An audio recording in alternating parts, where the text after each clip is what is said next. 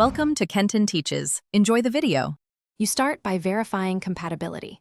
Check whether your phone uses 5mm TRRS, USB-C, or Lightning so you buy the right adapter.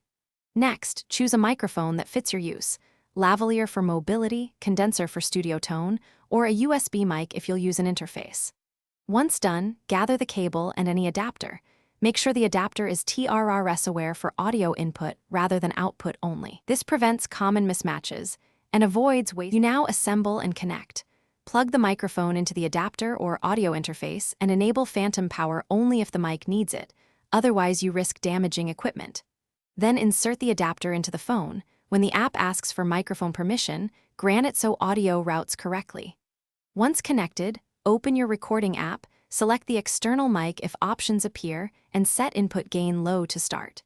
Make sure to monitor levels. You want clean peaks well below clipping. You finish by running a short test recording and listening with headphones to confirm clarity and absence of hiss or clipping.